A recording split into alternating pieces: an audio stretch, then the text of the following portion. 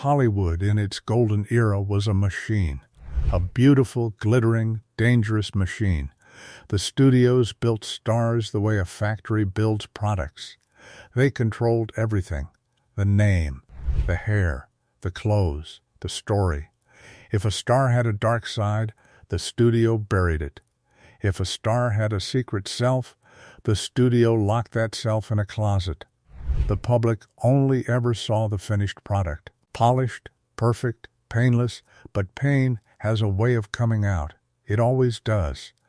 These 15 stars prove that every single one of them wore a mask, and every single one of them cracked under the weight of wearing it. Number 15, Judy Garland. She was Dorothy. Sweet, innocent, the girl who clicked her heels and wanted to go home. But Judy Garland's real home was a place of darkness, a place most people never knew existed. From the time she was a child at MGM, the studio controlled her body. They called her their little hunchback. They told her she was too fat, too plain, too ordinary to be a real star. So they gave her pills, amphetamines to keep her thin, barbiturates to help her sleep. She was barely a teenager when the cycle began. By the time the world saw her sparkling in The Wizard of Oz in 1939, she was already living as two people. Person one was Judy Garland, the star. She sang like an angel. She smiled for the cameras. She showed up to set every day and gave everything she had. Person two was Frances Ethel Gum, the real girl underneath. Frances was terrified. Frances was exhausted. Frances was battling demons that no one wanted to acknowledge. Frances cried in dressing rooms while Judy performed on stage. The smell of grease paint and powder became a trigger for panic. Her hands shook before performances. Her voice, that miraculous voice, sometimes felt like it belonged to someone else, like it was the property of MGM, not of her. She married 5 times. She attempted tragic ends multiple times throughout her life. She was hospitalized. She was fired from films. She was publicly humiliated. And still, the world only ever wanted Judy. They never asked about Frances. They never even knew Frances existed. She died in 1969 at just 47 years old, battling demons to the very end. 2 women in one body. And neither of them ever truly got to rest. Number 14, Montgomery Clift on screen. Montgomery Clift was magnetic, raw, painfully beautiful. He brought something to A Place in the Sun in 1951 and From Here to Eternity in 1953 that no one could quite name. It was real, it was alive, it was aching. Off-screen, he was a man at war with himself. Clift was gay in an era when that truth could destroy a career. So he built a second self. A public self, charming, mysterious, romantically linked to women for the cameras, but in private he lived an entirely different life. The weight of that double existence crushed him slowly. He drank heavily. He was battling demons with pills and alcohol for most of his adult life. His close friend Elizabeth Taylor watched it happen and could not stop it. In 1956, after a dinner party at her home, Clift crashed his car into a telephone pole on a dark road. His face was shattered, the bones broken. His beauty, the very thing Hollywood had weaponized, was gone in an instant. Taylor reportedly ran to the car and held him. She pulled a tooth from his throat to stop him from choking. The intimacy of that moment, one broken person holding another, tells you everything about who Montgomery Clift really was underneath the glamour. After the accident, the 2 Clift personalities became even more fractured. The physical pain was constant. The pills increased. He became known on sets as unreliable, difficult, damaged. But the damage was never his fault. It was the system that told him his true self was unspeakable. that the man inside was a man who had to stay hidden. He died in 1966 at just 45, alone in his New York apartment, the two halves of himself never reconciling, never at peace. Number 13, Frances Farmer. Frances Farmer was incandescent in the 1930s, a bright, blazing talent who did not care about playing the game. She had opinions. She had politics. She had a spirit that the studio system simply could not tolerate. So they broke her. Systematically, deliberately, her public self, the actress in films like Come and Get It in 1936, was celebrated. Beautiful, acclaimed, her private self was a woman who raged against control, who refused to smile on command, who said no when no was not an option. Paramount Studios labeled her difficult, then unstable, then dangerous. She was arrested multiple times on questionable charges. She was committed to a psychiatric institution. The things that happened to her inside those walls, the cold baths, the restraints, the loss of all dignity, are things that take the breath away when you learn of them. Some accounts describe moments so dark and so violating that they cannot fully be put into words here. Her mother, in a devastating act of betrayal, signed papers that gave the institution complete control over Frances. The woman who had played strong, fierce characters on screen was now a prisoner. She came out of the system years later. Hollow, the fire was gone. The second Frances, the real Frances, had been erased. She tried to rebuild. She hosted a local television show in the 1950s and 60s. But everyone who knew her said the same thing. The real Frances never came back. She died in 1970. The studio system had taken everything from her, including herself. Number 12. Errol Flynn. Errol Flynn swashbuckled across the screen in films like Captain Blood in 1935 and The Adventures of Robin Hood in 1938. He was adventure. He was freedom. He was the man every boy wanted to be and every woman wanted to love. Behind that grin was a man consumed by darkness. Flynn was a complicated, deeply troubled individual. He faced trial in 1943 for alleged forced acts involving two young women. He was acquitted, but the trial revealed a private life that was shocking to the public who had only seen the hero on screen. The phrase "in like Flynn" entered the cultural vocabulary, but its origins were not a compliment. They were a warning about what power and fame allowed men to get away with. Flynn drank to extraordinary excess. He was battling demons daily. His health collapsed. By the 1950s, the beautiful, glowing face had aged decades beyond its years. His body told the story that the studios had worked so hard to hide. He died in 1959 at just 50 years old. The hero and the villain had shared one face for too long, and the villain, in the end, won. Number 11. Clara Bow. Clara Bow was the it girl, the definition of 1920s glamour and magnetic energy. She lit up the silent screen in a way that was almost supernatural. When she entered a frame, you could not look anywhere else, but Clara Bow lived in constant terror. She grew up in horrifying poverty in Brooklyn. Her mother suffered from severe mental illness, and in one of the most traumatic moments of Clara's childhood, attacked her in the night with a butcher knife. Clara survived. But that terrified little girl from Brooklyn never really left. She carried her everywhere, into every party, into every studio, into every relationship. The media of the 1920s and 1930s were brutal to her. They printed vicious stories. They called her a sex maniac.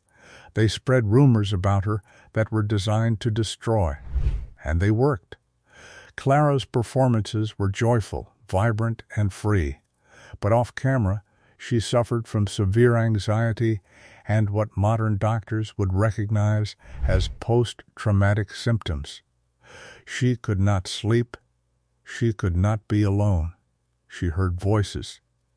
By the time sound films arrived, the studio used her fear of the microphone against her. They called her difficult. The it girl was suddenly it no more. She retired by 1931 at just 26 years old. She spent decades in relative isolation, suffering from a mental health crisis that no one in her era had the tools to help her with. She died in 1965. Two women, the blazing star and the broken child, living in one body until the very end. Number 10. Fatty Arbuckle. Roscoe Fatty Arbuckle was one of the most beloved comedians of the silent era. Audiences roared with laughter at his films. He was gentle, he was funny, he was warm. Charlie Chaplin himself said that Arbuckle was the most naturally gifted comedian he had ever seen. Then came September 1921, and a party in San Francisco, and a young actress named Virginia Rappe, who died under circumstances that set off a scandal that destroyed everything Arbuckle had built. He was accused of a forced act. He was tried 3 times. The first 2 trials ended in hung juries. The third jury acquitted him in just 6 minutes and issued a formal statement of apology, saying no case should ever have been brought against him. It did not matter. The public had already decided. The man who had made them laugh was now the monster they needed him to be. His films were banned. His career was erased. He directed films under a pseudonym, Will Be Good, a name that is heartbreaking in its desperation. The public Roscoe, the warm comedian, was gone. The private Roscoe was a man trying to survive in a world that had decided to punish him whether he was guilty or not. He was given a studio contract in 1933.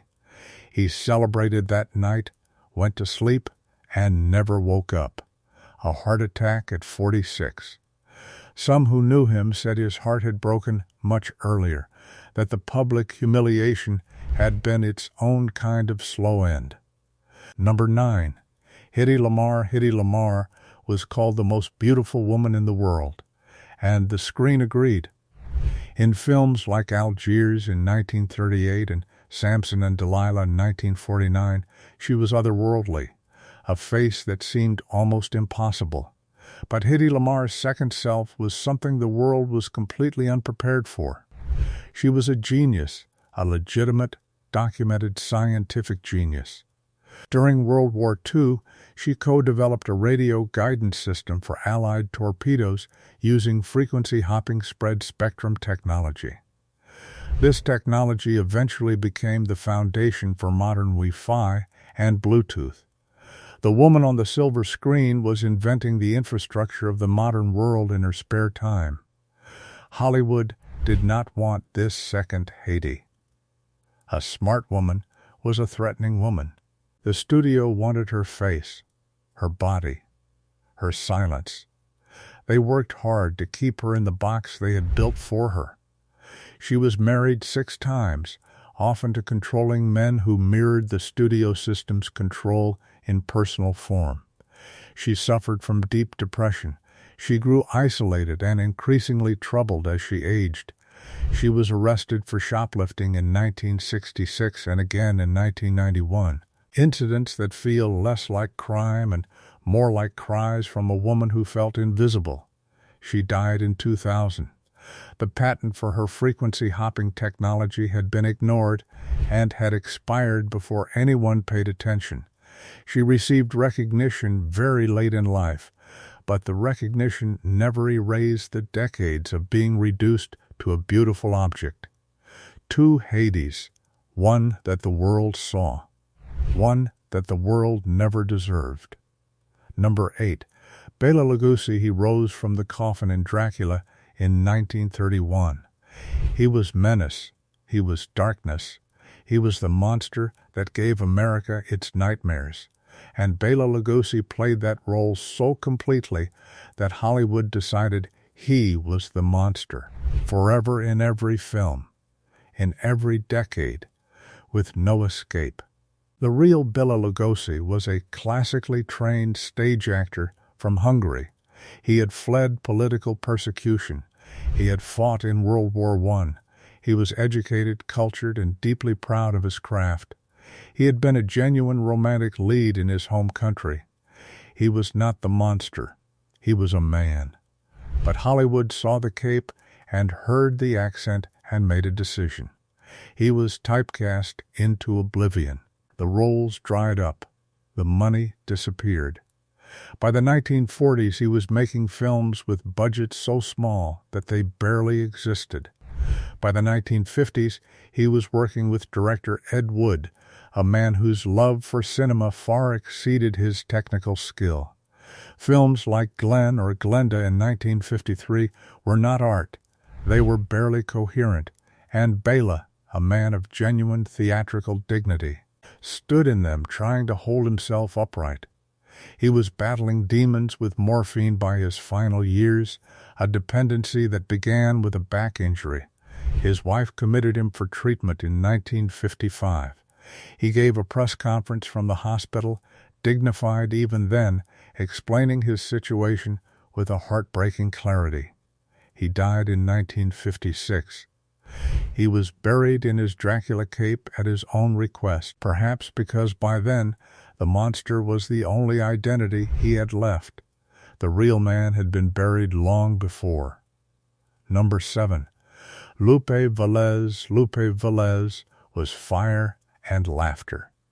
She was the Mexican Spitfire, a nickname given to her partly as a label for her roles and partly as a way to reduce a complex human being to a single, manageable idea. She made audiences laugh in her comedies throughout the 1930s and 40s. She was explosively alive on screen. The woman behind the performances was drowning. She was famous for her volcanic temper and her passionate love affairs, including a deeply turbulent relationship with Gary Cooper that left her shattered. She tried multiple times to find stability. She found chaos instead. In December 1944, pregnant and alone, Lupe Velez chose a tragic end. She was 36 years old. The story of her death became one of Hollywood's most cruelly distorted tales. Tabloids turned her final moments into a grotesque joke. They described her death in humiliating and fabricated detail that bore little resemblance to reality. The woman who had made the world laugh was not allowed dignity even in death. The studio system she had served for decades did not protect her story. They let the mockery stand. The laughing star and the suffering woman had been two different people for too long, and in the end, neither one of them found peace. Number 6. John Barrymore. John Barrymore was theatrical royalty. A member of the most celebrated acting family in American history. On stage and in early Hollywood films, he was considered the greatest actor of his generation. His Hamlet was legendary. His presence was electric. His destruction was equally spectacular. Barrymore drank. Lavishly, catastrophically, he was battling demons with alcohol in a way that became both famous and deeply sad. The studio system used his talent and ignored his suffering. They kept hiring him as long as his name sold tickets. When his memory began to fail, they hired people to stand off camera and hold up cue cards with his lines.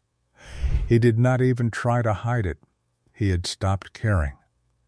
The difference between public Barrymore and private Barrymore was the difference between Shakespearean grandeur and a man weeping in a hotel room. He had affairs. He had explosions of rage. He married 4 times. He was estranged from his children. His daughter Diana Barrymore later wrote a memoir about her own destroyed life, and the shadow her father cast over every page of it is overwhelming. He died in 1942 at 60 years old. His friend Errol Flynn, in a story that is both darkly funny and unbearably sad, reportedly helped arrange to have Barrymore's body propped up in a chair in Flynn's home before the funeral as a macabre prank. Whether the story is true or legend, it says something awful about the world these men lived in. A world where even death was theater. Number 5, Vivien Leigh's Scarlett O'Hara was strength. Determination, survival, after all, tomorrow is another day. The world loved Vivien Leigh in Gone with the Wind in 1939.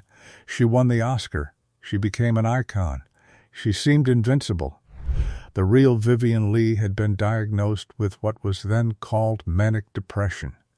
Today, we would recognize it as bipolar disorder. During her manic episodes, she transformed. The gentle, precise, deeply intelligent woman vanished. Someone else appeared. Someone who could be violent, erratic, and terrifying to those who loved her. Her husband, Laurence Olivier, one of the greatest actors of the 20th century, stayed with her through episodes that broke him down. He loved her. He also feared what the episodes might do to both of them.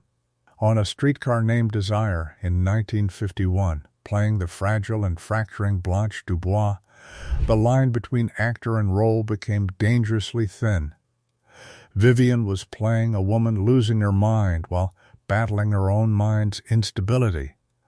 Director Elia Kazan later said the performance was almost too real to watch. Because it was. She was hospitalized multiple times. She received electroconvulsive therapy, a brutal treatment that reportedly affected her memory and left her exhausted for weeks. And still she returned to stage and screen. Still she performed. Still she gave audiences beauty and power and grace. 2 women, one magnificent, one in agony, sharing a single extraordinary face. She died in 1967 at 53. Tuberculosis took her physically, but the battle inside had been raging for decades longer. Number 4. Ramon Novarro. Ramon Novarro was one of the biggest stars of the silent era. He was often compared to Rudolph Valentino. In films like Ben-Hur in 1925, he was heroic, beautiful, and magnetic. The fan mail was mountains high. He was also a gay man in Hollywood. And in the golden era, that was not a detail. It was a weapon that could be used against you at any moment. Mig M kept his secret and used it to keep him in line. The studio controlled him through that secret, the way a leash controls a dog. By the 1930s, sound films and shifting tastes had reduced his career. The studio let him go. Without the machine behind him, Ramon Novarro became increasingly isolated. He drank. He was battling demons with loneliness that was almost physical in its weight. He sought connection in dangerous places because connection, for a man like him in that era, was always dangerous. In October 1968, 2 young brothers he had invited to his home murdered him during a robbery. He was 69 years old. The details of his death were reported in a way that focused more on prurient speculation about his private life than on the fact that a man had been killed. The star who had played heroes was denied heroism even in his final moments. The studio that had profited from him for decades was long gone. There was no one left to protect the story. Only the truth remained, ugly and unreported for far too long. Number 3. Jean Tierney in Laura in 1944. Jean Tierney played a woman whose painted portrait drove men to obsession. She was that beautiful, that haunting, that exact in her perfection. She became one of the defining faces of Hollywood noir.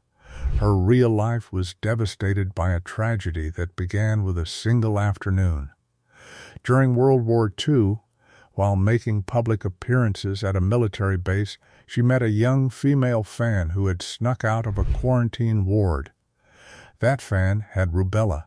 She hugged Jean Tierney.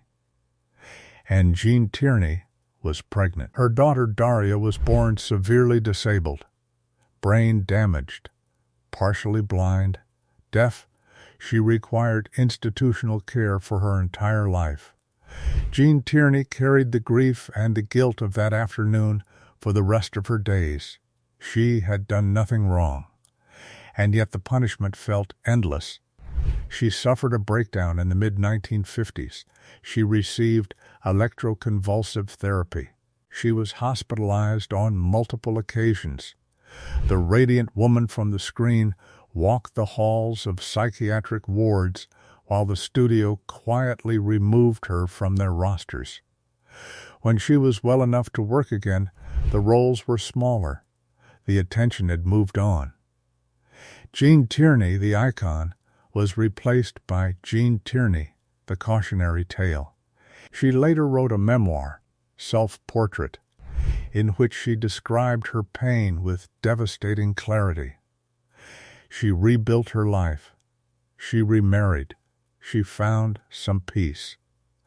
But the mother who visited her disabled daughter every week and the movie star the world remembered were two entirely different women, and only one of them was real. Number 2. Barbara Lamar. Barbara Lamar blazed across the silent screen in the early 1920s. She was called the girl who is too beautiful, and that description, meant as a compliment, tells you everything about how Hollywood saw women. Too beautiful, too much, needing to be managed, needing to be controlled. Barbara married at least 5 times. She was surrounded by scandal. She adopted a baby boy despite being unmarried, a radical act for the era. She lived loudly and largely and on her own terms. On screen, she commanded every scene she entered. In films like The Prisoner of Zenda in 1922, she was impossible to look away from. Off-screen, she was falling apart. She was battling demons. Some say it began with diet pills. The pressure to stay thin in an era that demanded physical perfection from its female stars. The pills led to other substances. The other substances led to deterioration. She lost weight rapidly. Her health collapsed. She died in January 1926. She was 29 years old. Her body had given out entirely. The studio offered tributes. The fan mail poured in, but no one asked the question that needed asking: why was a 29-year-old woman's body destroyed? Who created the conditions that made her destruction inevitable? The glamour machine had chewed her up completely. The girl who was too beautiful had been made to pay for every inch of that beauty. 2 Barbaras, one radiant and free, one screaming silently for help that never came. Number 1. Marilyn Monroe. She is the one name that stops every conversation, the one face that every generation recognizes. Marilyn Monroe in Some Like It Hot in 1959, Marilyn Monroe in Gentlemen Prefer Blondes in 1953. Marilyn Monroe standing over the subway grate, her white dress lifting, laughing. The image is burned into the collective memory of the entire world. Her real name was Norma Jean Mortensen, and Norma Jean and Marilyn Monroe were 2 of the most separate, most painfully divided personalities in the history of Hollywood. Norma Jean was a child who grew up in foster homes, a child who was subjected to unspeakable moments by adults who were supposed to protect her, a child who had no stable foundation, no consistent love, no safe place in the world. She grew up terrified of being abandoned because she had been abandoned, repeatedly by everyone. Then she became Marilyn, and Marilyn was an armor. The blonde hair, the breathless voice, the wiggling walk, the men who stared, the cameras that never stopped. Marilyn was a creation partly by the studio and partly by Norma Jean herself as a way to survive. If you were Marilyn, you were powerful. If you were Norma Jean, you were nothing, or so she had been taught to believe. On set, the two identities warred constantly. She was notoriously late to filming. She required dozens of takes for simple scenes. Actors who worked with her described it as an almost physical phenomenon. She would disappear into herself, then reappear as Marilyn, then disappear again. On Some Like It Hot, she reportedly said the line, "Where's the bourbon?" 59 times. Director Billy Wilder was losing his mind. Co-star Tony Curtis said kissing her was like kissing Hitler. But Marilyn Monroe gave a performance in that film that is one of the funniest and most precisely timed in the history of cinema. The chaos and the brilliance were inseparable, because Marilyn and Norma Jean were inseparable. She was battling demons deeply by 1962. The barbiturates, the dependency, the shattered relationships with powerful men. She had been connected to President John F. Kennedy. She had been connected to his brother Robert Kennedy. She sang "Happy Birthday, Mr. President" in a dress that felt like a second skin. The most famous woman in the world stood on that stage and performed for the most powerful man in the world. And somewhere inside that performance, Norma Jean stood too, watching, wondering if this was enough, wondering if any of it would ever be enough. In August 1962, she was found at her Los Angeles home. She was 36 years old. The official finding was a probable overdose. The investigations, the theories, the darkness around what really happened that night have never fully resolved. The two women, Marilyn and Norma Jean, died together, and the world mourned Marilyn. But Norma Jean, the real one underneath, the frightened child who had built a goddess as a shield against a cruel world, she deserved to be mourned too. She deserved to have been seen long before the end. What the pattern tells us, look at these 15 lives. Really look at them. What do you see? You see people who were discovered and then dismantled. You see human beings reduced to products. You see the studio system finding talent, monetizing it, controlling it, and then discarding it when the product became inconvenient. And you see the way that process split people in half. The public self was the property of the studio. The private self was left to survive alone, without support, without treatment, without acknowledgement. If the private self became too loud, the studio silenced it with pills. If the private self became too visible, the studio called it a scandal and buried it under paperwork and paid off reporters. The division these 15 stars experienced was not random. It was manufactured. It was a feature of the system, not a bug. A star who was whole and healthy and fully themselves would be harder to control. A star who was fractured, dependent, and desperate for approval would do anything to keep the machine running. And the machine knew it. Every single one of these 15 people paid a price that no human being should ever have to pay, simply for being alive inside an industry that did not see them as human beings at all. They gave the world beauty. They gave the world laughter. They gave the world tears and wonder and moments of pure cinema magic. And the studio system took everything in return. It split them open. It kept the pieces it wanted and threw the rest away. It manufactured their public faces and ignored their private wounds. These 15 stars did not have split personalities because they were weak. They had them because survival inside that machine demanded it. Hollywood wanted this truth buried with them. We remembered it. We said it out loud. Subscribe to Golden Era History, because the real story always matters more than the glamour.